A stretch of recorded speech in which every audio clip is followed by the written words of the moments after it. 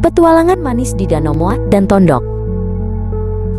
Udara sejuk pegunungan menyambut keluarga besar Naila saat mereka tiba di kawasan Danau Moat. Naila yang berusia 8 tahun mengeratkan jaketnya dan bersembunyi di balik lengan Ibu Citra, merasa sedikit malu melihat keramaian. Namun, adiknya, Gina, yang baru berusia 4 tahun, langsung melompat kegirangan. "Wah, istana stroberi!" seru Gina dengan gaya dramatis, merentangkan tangannya seolah ingin memeluk seluruh kebun yang hijau kemerahan itu. "Ayo, siapa yang mau memetik stroberi paling besar?" tantang Ayah Rahmat sambil membagikan keranjang kecil. Gina langsung berlari ke tengah barisan tanaman. Dengan sangat teliti, ia memicingkan satu matanya, memeriksa sebuah buah stroberi merah.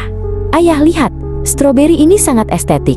Dia harus ikut pulang ke rumah kita," teriak Gina sambil mengangkat satu buah stroberi tinggi-tinggi dengan ujung jarinya yang mungil. Di sisi lain kebun, Naila masih ragu untuk memetik.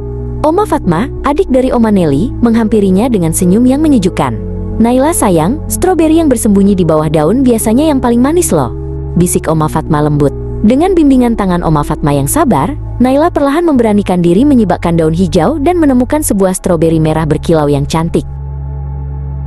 Setelah keranjang penuh, rombongan berpindah ke area kelinci. Kakak Al yang berusia 6 tahun tampak sangat sigap memegang seikat wortel segar. Di sampingnya, adik Ken yang masih 2 tahun tertatih-tatih mencoba mengikuti kakaknya. "Lihat Ken, kelincinya punya telinga panjang seperti antena TV," seru kakak Al sambil mengarahkan sepotong wortel ke arah seekor kelinci putih yang gendut.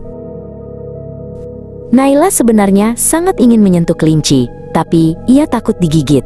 Aunty Dian, adik bungsu Ayah Rahmat, melihat keraguan di mata keponakannya itu. Aunty Dian kemudian menggendong seekor kelinci coklat yang sangat tenang. "Sini Naila, kelinci ini sangat lembut, seperti boneka yang bisa bernapas," kata Aunty Dian meyakinkan. Naila akhirnya menjulurkan tangannya dan mengusap bulu kelinci itu dengan ujung jarinya, lalu tersenyum lebar. Tiba-tiba terdengar suara peluit nyaring. "Tut-tut!"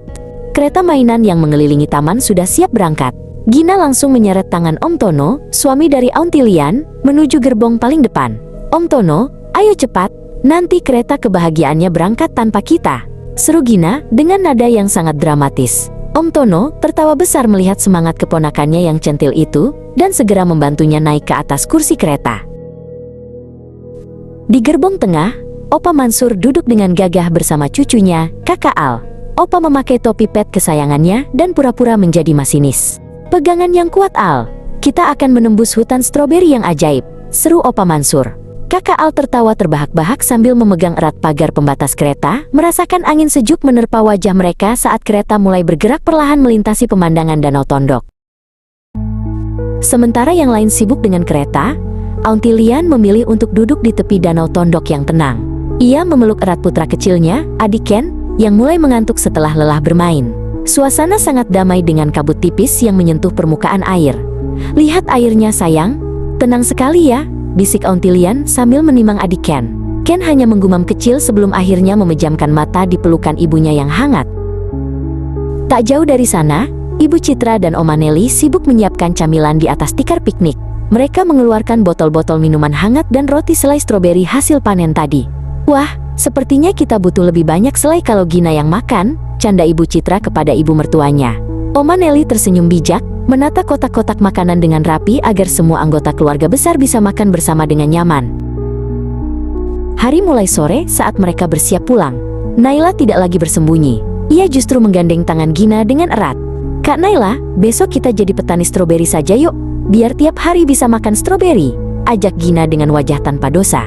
Naila tertawa kecil dan mengangguk. "Boleh Gina, tapi kamu yang bagian jualan ya." Petualangan di Danau Moat dan Tondok ini berakhir dengan tawarnya dua bersaudara itu. "Papa, Mama, ayo cepat orang sholat sama-sama, biar dapat pahala orang semua." "Ye Gina, sudah wudhu belum?" Siap semua.